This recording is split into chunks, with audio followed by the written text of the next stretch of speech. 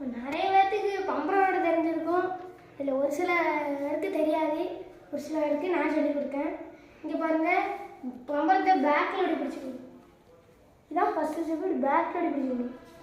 அவங்க ஃபஸ்ட் இப்படி வச்சுனாலும் பிடிக்கலாம்.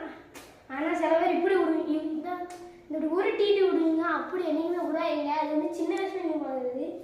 இப்போ நான் ஒரு சாட்டாக சொல்லியிருக்கிறேன்.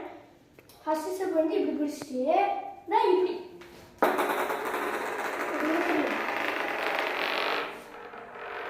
ஹை ஸ்பீடாக சுற்றும். சரிங்களா? இப்போ வந்து இன்னொரு இது சொல்லி கொடுத்தேன்.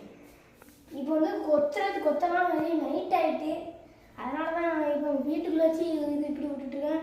வீட்டுக்குள்ளே வச்சு பார்த்தோம்னா டைல்ஸ் உடஞ்சிடும். வீட்டுக்குள்ளே யாருமே பண்ண விடாதீங்க.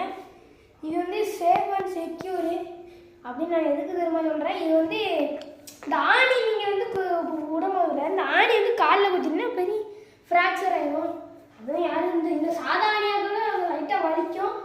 பற்றாணிலாம் வச்சுருவாங்க, காலை கிழிச்சிருங்க. உங்கள் சேஃப்க்கு தான் சொல்கிறேன். பற்றாணி வைக்காங்க.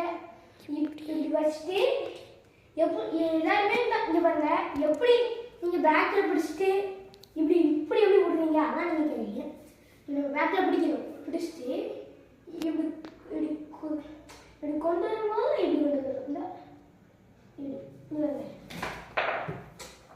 கயிறு சிக்கிடுங்க. சாரி, எங்க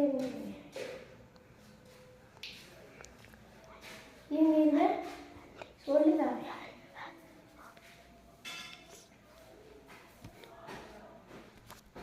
ஸ்பீடாக சுற்றணும். எல்லாம் ஸ்பீடாக சுற்றணும்னா அது வந்து ரொம்ப சுற்றலாம். இருந்தாலுமே நான் வந்து சொல்கிறேன். இந்தாங்க,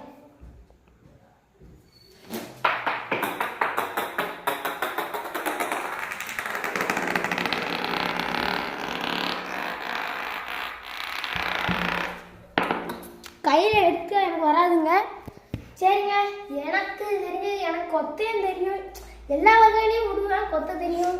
கொத்துறது வந்து இப்போ வெளியே போய் கொத்தலாம். ஆனால் பம்பரக்காங்க தெரியாது. எல்லாம் பார்க்கோங்க. கையை இப்படி வச்சுக்கோங்க. இப்படி திருப்பி விட்டுருங்க. திருப்பி விட்டு உடனே ஆஃப் ஸ்பின் ஆகிடும். நீங்களே பாருங்கள். கொஞ்சம் இப்படி திருப்பி விட்டு இப்படி அடிச்சிடும். நாங்கள் சிம்பிள் மேட் தான் சொல்லுவோம்.